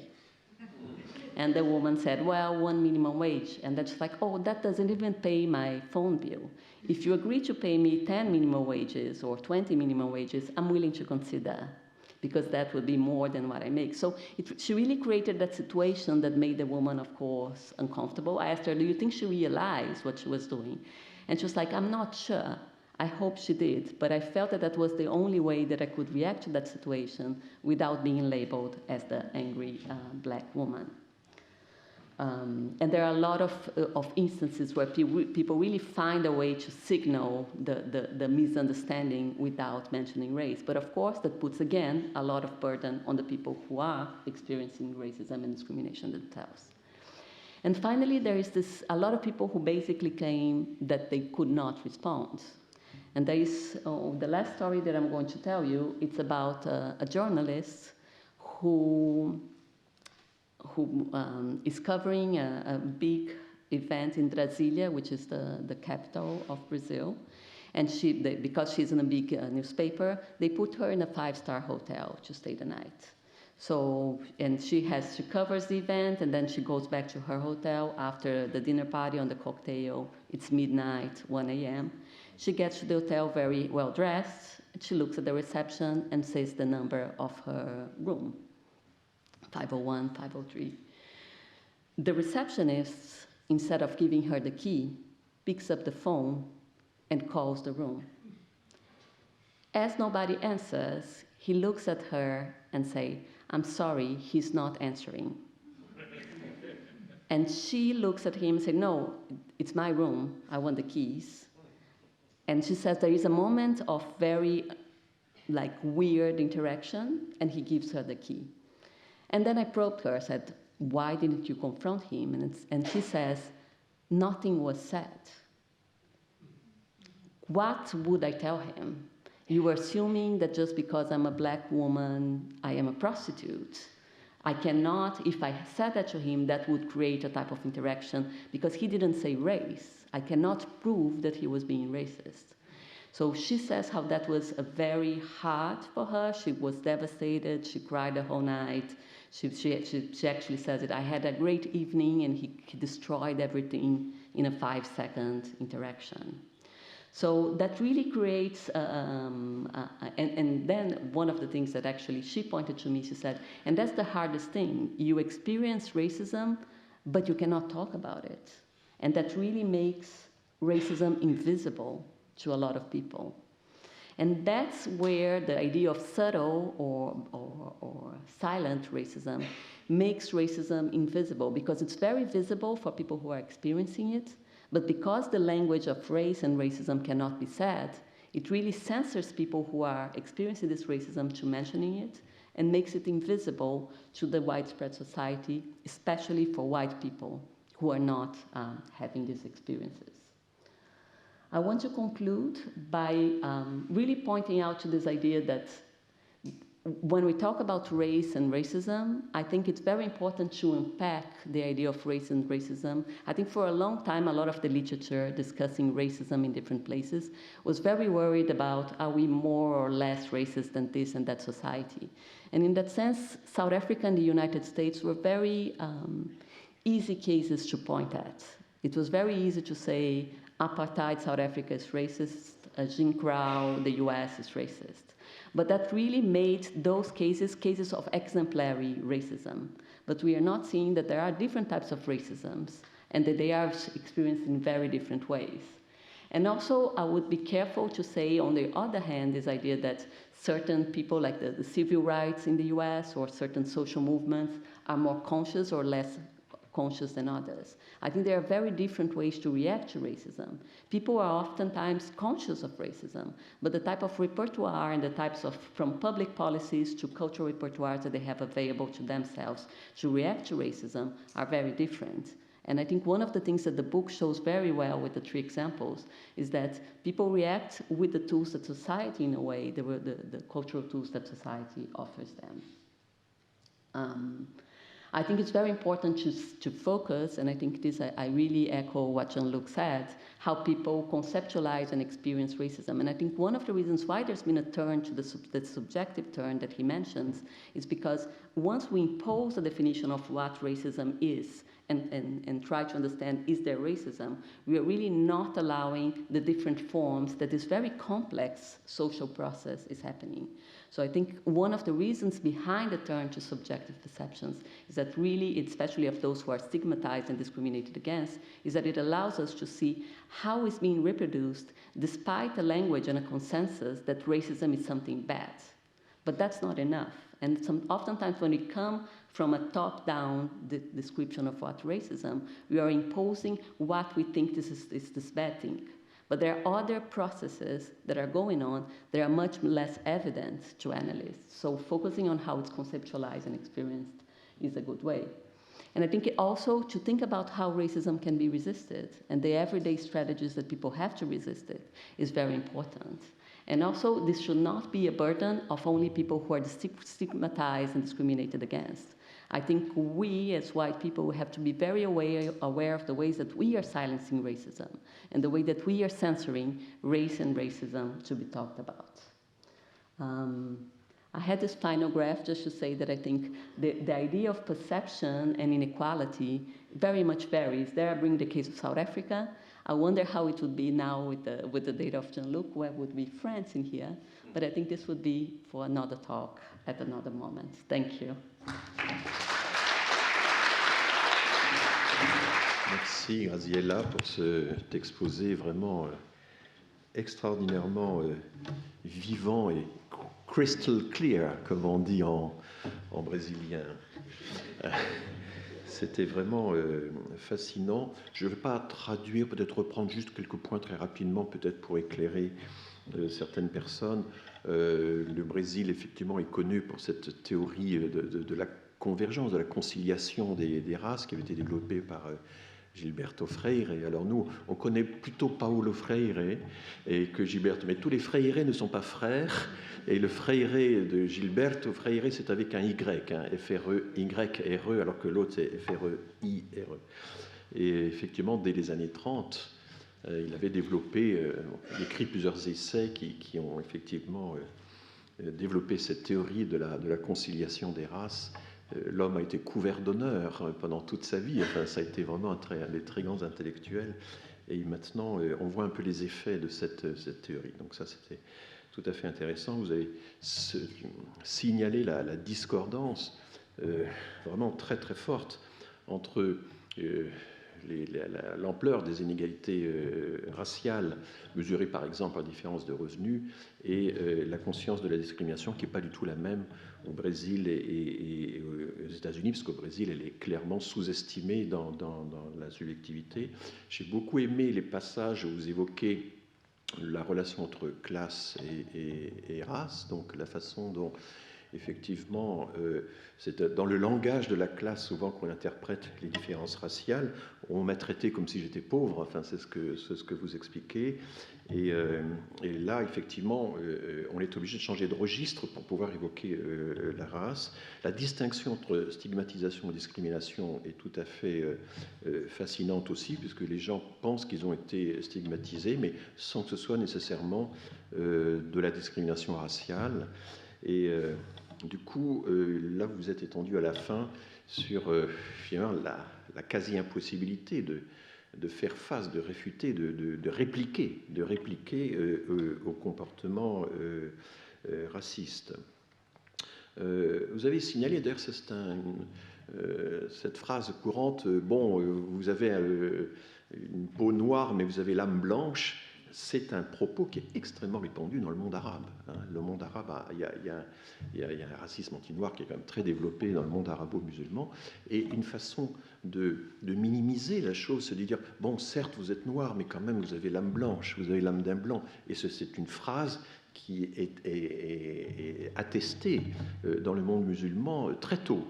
Dès le 8e, 9e siècle, on a cette phrase-là qui est devenue presque rituelle dans la discussion de la question raciale dans le monde, enfin, la confrontation entre le monde arabe et le monde subsaharien. Alors, du coup, vous montrez comment le fait de dénoncer le racisme pour la victime, c'est finalement la dénonciation du racisme est facilement accusée d'être raciste elle-même, d'avoir déclenché le racisme, la paranoïa raciste. Voilà ce dont on vous accuse si vous commencez à dénoncer le racisme alors que le mot n'a pas été prononcé. Là, vraiment, votre discours est un plaidoyer pour le fait qu'il vaut mieux parler des choses que de les passer sous silence. Enfin, c'est vraiment très clairement la grande leçon qu'on retient. Et vous avez cité ensuite plusieurs anecdotes terribles. Effectivement, cette femme noire, donc de très haut niveau, chercheuse en informatique, si je me souviens bien, et qui est interpellée dans la rue à Copacabana, le quartier le plus chic de Rio, par deux vieilles dames blanches qui pensent qu'elles cherchent du travail. Et elle a cette astuce extraordinaire de répondre en disant ben oui, alors combien demandez-vous? La somme qu'on lui donne est tellement dérisoire. Et elle répond mais moi, ça ne me paierait même pas l'abonnement de mon téléphone. Je réclame 10 fois plus ou même bien plus. Bon. Et donc, alors c'est souvent dans ces situation où on ne peut pas utiliser le langage comme ça, qu'on va utiliser la plaisanterie, la dérision, etc. Enfin, une des façons de résister, c'est évidemment la plaisanterie, mais ça ne suffit pas. D'autant que le racisme lui-même aussi se fait souvent sur le mode de la plaisanterie et devient difficile à contredire quand il prend cette forme-là. Bon, la question, l'anecdote de l'hôtel 5 étoiles où cette femme revient à l'hôtel assez tard dans la nuit et réclame sa clé, et on lui dit en fait la personne à la réception appelle la chambre parce que manifestement le réceptionniste pense qu'il a affaire à une prostituée qui veut rejoindre son client.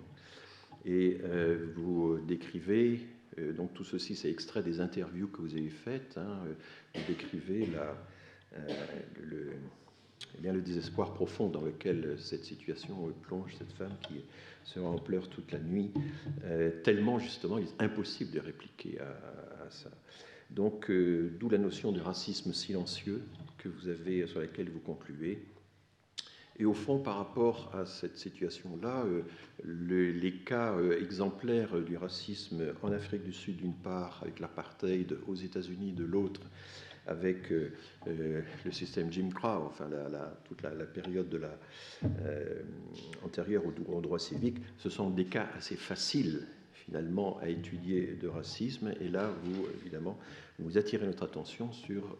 bon, j'ai envie de dire qu'en partie, ce que vous évoquez là sur le Brésil, ça résonne sur le cas français, puisqu'on n'a ni apartheid, ni législation discriminatoire. On est en principe dans une république universelle, enfin, qui ne fait aucune distinction de race, de religion, d'origine, etc., dans l'attribution des biens de ce monde. Et en réalité, évidemment, ça ne se passe pas comme ça. Donc, et l'idée que, effectivement, d'être accusé de voir du racisme à tout bout de champ, on vous retourne très souvent l'argument du racisme. Donc, je trouve qu'il y a beaucoup de choses à poursuivre, à travailler entre le cas brésilien et le cas français. Et j'espère que nous aurons vraiment encore l'occasion de poursuivre cette collaboration qui sera très, très fructueuse. Voilà, je voulais, peut-être, Jean-Luc, as-tu des questions à poser à Graziella ou pas sinon, ce que je vous propose, c'est de rejoindre la table et puis nous allons engager la discussion avec le public et nous allons poursuivre cette discussion. Nous avons un quart d'heure à peu près, donc jusqu'à midi.